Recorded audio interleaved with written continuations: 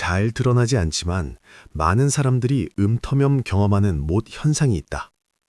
어떤 순간 남성의 시선이 거의 즉각적으로 한 여성에게 끌려간다. 생각할 틈도 없이 스스로를 조절하기도 전에 이미 시선은 움직이고 있다. 이 경험은 종종 당혹감이나 죄책감을 불러온다. 마치 그것이 통제력의 결여이거나 도덕적 실패의 신호인 것처럼 느껴지기 때문이다. 그러나 이 현상을 칼 융의 시선으로 바라보면 이야기는 전혀 단순하지 않다. 융은 인간이 주로 의식으로 살아가는 존재가 아니라 보이지 않는 무의식의 흐름 속에서 움직인다고 보았다. 그곳에는 현대적 도덕 개념이 생겨나기 훨씬 이전부터 형성된 반사와 패턴들이 존재한다. 인간의 뇌에는 여러 층의 진화를 품고 있다. 그중 가장 오래된 층은 옳고 그름을 판단하는 것이 목적이 아니다. 그 층의 임무는 생명, 건강, 움직임을 즉각적으로 감지하는 것이다. 주변 환경 속에서 어떤 형상이나 움직임이 두드러질 때 이 원초적 뇌는 거의 자동적으로 반응한다. 융은 이러한 순간을 그림자가 떠오르는 시점이라고 설명했다. 억압되어 있던 본능적 영역에 의식의 허락을 구하지 않은 채 오래된 신호에 반응하는 순간이다. 중요한 점은 이것이다. 이 반사는 곧바로 의도적인 욕망을 의미하지 않는다. 그것은 큰 소리에 깜짝 놀라거나 시야의 가장자리에서 빠르게 움직이는 무언가에 본능적으로 고개를 돌리는 것과 매우 유사하다. 하지만 현대사회에서 우리는 이런 반사적 반응에 지나치게 많은 도덕적 의미를 부여하고 스스로를 재판대에 올려놓는다. 융이라면 이것이야말로 큰 오해라고 말했을 것이다. 본능을 이해하지 못할수록 우리는 그것의 주인이 아니라 포로가 되기 쉽기 때문이다. 아주 일상적인 예가 있다. 많은 남성들은 자신이 이미 바라본 뒤에야 그 사실을 인식한다고 말한다. 그리고 그 직후 찾아오는 감정은 불편함이나 부끄러움이다. 이 순간은 무의식적 반사와 의식적 태도 사이에 분명한 간극을 보여준다. 문제는 첫 번째 시선이 아니다. 진짜 문제는 그 다음 의식이 그것을 어떻게 다루느냐에 있다. 융은 심리적 성숙이란 본능을 제거하는 데서 오지 않으며 오히려 그것을 의식의 빛 아래로 끌어오는 과정에서 시작된다고 강조했다. 한 남성이 자신의 첫 시선이 도덕적 결함이 아닌 중립적인 생물학적 신호임을 이해하게 될 때 그의 내면에는 선택의 여지가 생긴다. 그는 아무것도 보지 않은 척할 필요도 없고 그렇다고 본능에 이끌려 더 멀리 갈 필요도 없다. 바로 그 인식의 순간에 의식은 활성화되고 주도권은 다시 그에게 돌아간다. 융은 이 과정을 자아와 그림자의 화해라고 불렀다. 본능과 싸우는 대신 그것을 바라보고 이끄는 상태 말이다. 더 깊은 차원에서 보자면 눈을 뗄 수 없는 순간은 우리가 여전히 살아있는 생명체임을 상기시키는 신호다. 아주 작은 반사 하나에도 긴 진화의 역사가 스며 있다. 그 사실을 판단 없이 직면할 수 있을 때 우리는 비로소 무의식에 끌려다니는 상태에서 벗어나기 시작한다. 그리고 바로 그 지점에서 남성과 여성 모두에게 적용되는 진짜 심리적 이야기가 조용히 그러나 분명하게 열리기 시작한다. 만약 남성의 주의 반사가 아주 오래된 본능의 층에서 시작된다면 여성의 옷차림 선택은 훨씬 더 섬세한 심리적 과정에서 이루어진다. 그곳에서는 무의식과 사회가 서로 깊게 얽혀 있다. 칼 융은 인간이 단지 생물학적 욕구를 충족시키기 위해서만 행동하는 존재가 아니라고 보았다. 우리는 동시에 나는 어떤 사람인가 라는 자기 이미지를 만들고 지키기 위해 행동한다. 그런 의미에서 옷차림은 단순한 외형이 아니라 말없이 세상에 자신을 소개하는 살아있는 상징이 된다. 몸에 밀착되는 옷을 선택하는 많은 여성들은 그것을 유혹이나 타인의 반응 계산으로 생각하지 않는다. 그들이 더 분명하게 느끼는 것은 내면의 상태다. 자신감, 존재감, 혹은 자신의 몸과 조화를 이루고 있다는 감각. 융은 이것을 페르소나의 작동이라고 불렀다. 페르소나는 거짓된 가면이 아니라 내면의 삶과 외부 세계를 연결해주는 다리다. 한 임상심리학자의 실제 사례가 있다. 그의 한 여성 내담자는 자신의 몸선을 드러내는 옷을 입을 때에만 비로소 내가 나답다는 느낌이 든다고 말했다. 누군가에게 보이고 싶어서가 아니라 거울 속의 자신이 더 생생하고 에너지가 넘쳐 보였기 때문이다. 이 경우 옷차림은 외부로 보내는 메시지가 아니라 자기 자신과 나누는 조용한 대화였다. 무의식의 더 깊은 층에서 융은 이것을 오래된 여성적 원형의 각성이라고 설명했을 것이다. 생명력, 부드러움, 그리고 돌봄의 가능성을 상징하는 이미지들 말이다. 이러한 원형은 도덕이나 유행과는 무관하게 존재하며 걷는 방식, 몸짓, 그리고 몸을 감싸는 방식 속으로 자연스럽게 표현되려 한다. 몸에 밀착된 옷은 그 원형적 언어가 현대적으로 드러난 하나의 형태일 뿐이다. 또 하나 자주 간과되는 요소는 여성들 사이의 시선이다. 융은 같은 성별 내부에서의 경쟁과 비교가 훨씬 더 미묘하고 조용하게 이루어진다고 지적했다. 공적인 공간에 들어설 때 옷차림은 여성들이 그 보이지 않는 사회적 질서 속에서 자신을 위치 짓는 방식이 되기도 한다. 그것은 반드시 우열을 가리기 위함이 아니라 군중 속에서 사라지지 않고 나의 자리를 느끼기 위한 행위다.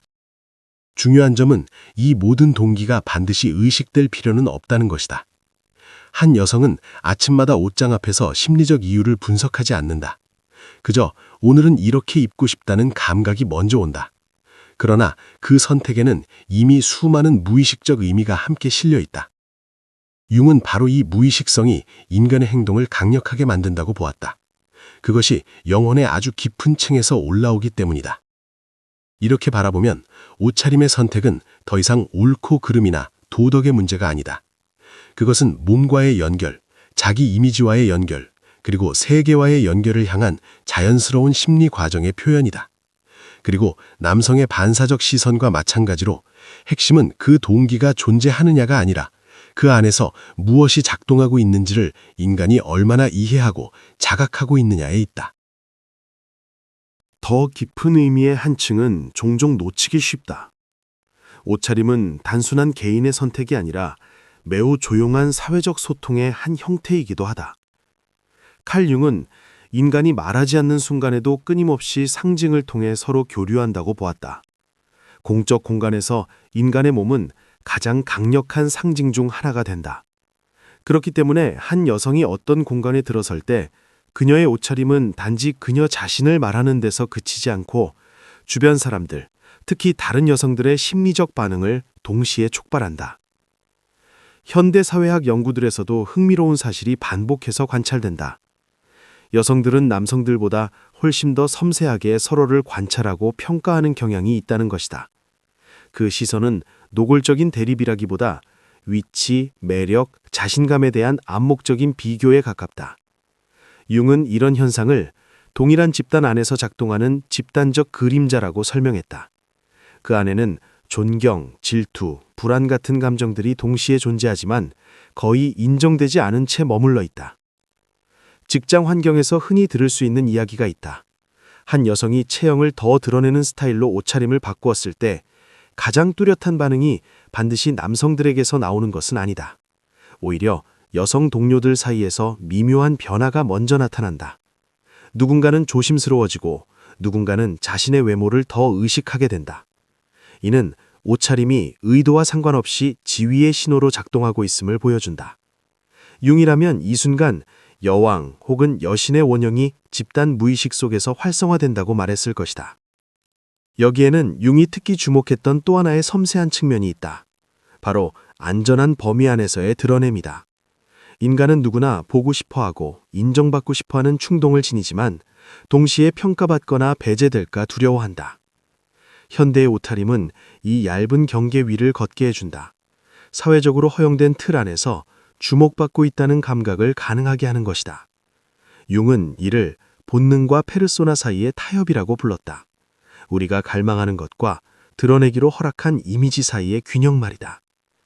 많은 여성들은 몸에 밀착된 옷을 입고 밖으로 나설 때 느끼는 그 미묘한 고향감이 특정 누군가의 시선에서 오는 것이 아님을 의식하지 못한다. 그것은 자신의 몸과 존재감을 또렷이 느끼는 데서 오는 감각이다. 자아가 물질적 형태와 조화를 이루며 에너지를 얻는 순간이다. 융학파의 치료에서는 이런 순간들을 일탈이 아니라 의식과 본명이 연결되고 있다는 신호로 해석하는 경우가 많다. 그러나 이러한 동기들이 조용히 작동하기 때문에 오히려 오해받기 쉽다. 인식의 빛이 비치지 않으면 그것들은 긴장된 경쟁이나 끝없는 비교 혹은 지속적인 불안으로 변질될 수 있다. 융은 중요한 것이 이러한 동기들을 제거하는 것이 아니라 그것들이 존재하고 있음을 알아차리는 것이라고 강조했다. 의식화되는 순간 그것들은 조종하는 힘을 잃고 자기 이해의 재료가 된다. 이 지점에서 우리는 분명히 보게 된다. 옷차림은 단순히 패션이나 외적인 매력의 문제가 아니다. 그것은 개인의 무의식, 집단의 무의식, 그리고 사회적 구조가 만나는 교차점이다. 그리고 바로 그 교차점에서 수많은 오해와 긴장, 동시에 깊은 심리적 성숙의 가능성이 만들어진다. 바라보는 사람에게도, 바라봄을 받는 사람에게도. 무의식적 동기들이 하나씩의 관찰의 테이블 위에 올라왔을 때 자연스럽게 다음 질문이 따라온다. 인간은 어떻게 반응해야 본능의 흐름에 휩쓸리지 않을 수 있을까? 카일 융은 결정적인 순간이 최초의 반사에 있지 않다고 보았다. 그것은 반사 이후 의식이 깨어나는 바로 그 찰나에 있다. 이 교차점에서 인간의 인격이 형성된다. 의식이 부족할수록 사람은 자신도 이해하지 못하는 충동의 도구가 되기 쉽다. 반대로 의식의 수준이 높은 사람은 본능을 따르라는 명령이 아니라 관찰해야 할 정보로 다른다. 현실에서 많은 남성들은 두 가지 극단으로 흔들린다. 하나는 본능에 전적으로 맡기는 것이다. 시선은 흩어지고 마음은 끌려다니다가 결국 남는 것은 공허함이나 후회다. 다른 하나는 과도한 억압이다. 아무것도 보지 않은 척하며 딱딱한 도덕적 가면 뒤에 숨는다. 융은 이 두 가지 모두를 불균형의 징후라고 보았다.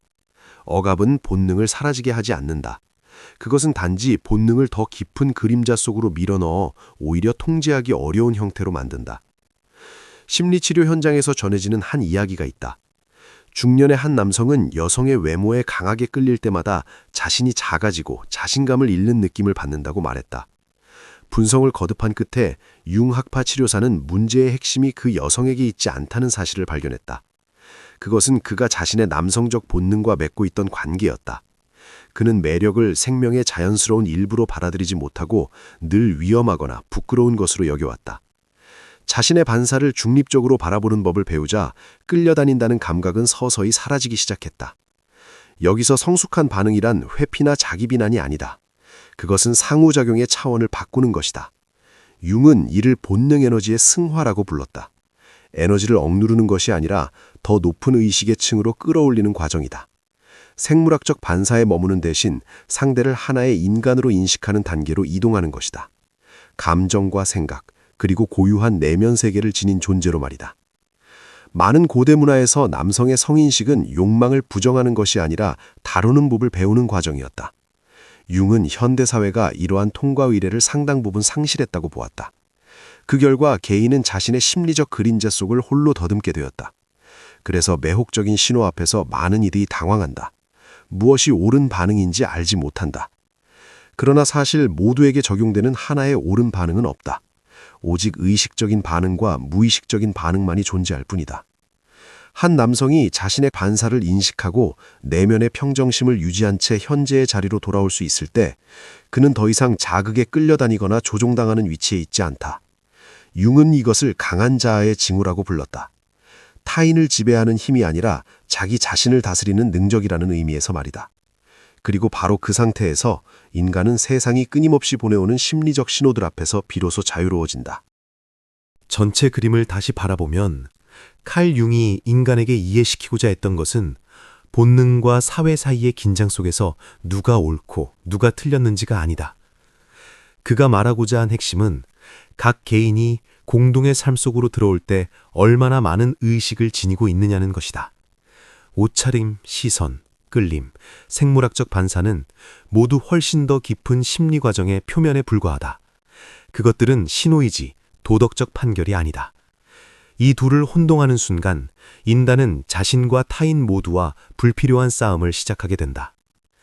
융은 이렇게 말했다. 무의식을 의식화하지 않는 한 그것은 당신의 삶을 지배할 것이고 당신은 그것을 운명이라 부를 것이다. 이 말은 강렬한 이미지와 상징, 시각적 자극으로 끊임없이 둘러싸인 현대사회에서 더욱 절실하게 다가온다. 자신이 무엇에 반응하고 있는지 이해하지 못할 때 사람은 두 가지 극단으로 쉽게 기울어진다. 본능의 흐름에 그대로 휩쓸리거나 혹은 도덕적 이미지를 지키기 위해 지나치게 단단한 방어벽을 세우는 것이다. 여기서 가장 중요한 배움은 타인을 바꾸는 데 있지 않다. 그것은 자기 자신을 관찰하는 데서 시작된다.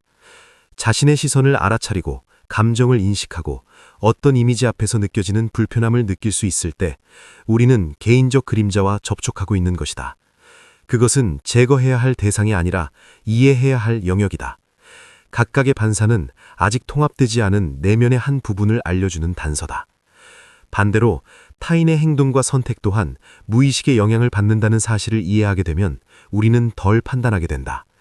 한 여성은 단지 그녀가 입은 옷으로 환원될 수 없고 한 남성 역시 그가 던진 시선만으로 규정될 수 없다. 모두가 점점 더 복잡해지는 세계 속에서 자신의 자리를 찾고 존재감을 느끼며 의미를 만들어가려는 개인들일 뿐이다. 의식의 수준이 높아질수록 인간과 본능의 관계는 달라진다. 그것은 더 이상 긴장된 줄다리기가 아니라 협력의 관계가 된다. 본능은 생명의 에너지를 제공하고 의식은 그 에너지를 개인의 가치와 사회적 맥락에 맞게 반영짓는다. 융은 이것을 심미적 성숙의 길이라고 불렀다. 무의식에 끌려다니지도 않고 자신의 자연스러운 부분을 부정하지도 않는 상태 말이다. 마지막으로 남는 교훈은 분명하다. 진정한 자유는 외부 세계를 통제하는 데서 오지 않는다. 그것은 자신의 내면 세계를 이해하고 이끌 수 있는 능력에서 비롯된다. 내 안에서 무엇이 일어나고 있는지를 보고 느끼고 이해할 수 있을 때 일상의 심리적 코드들은 더 이상 나를 조종하지 않는다. 그것들은 인간을 이해하고 자신을 더 깊이 이해하며 자극으로 가득하지만 동시에 성장의 가능성으로 열려있는 이 세계를 더 의식적으로 살아가기 위한 재료가 된다.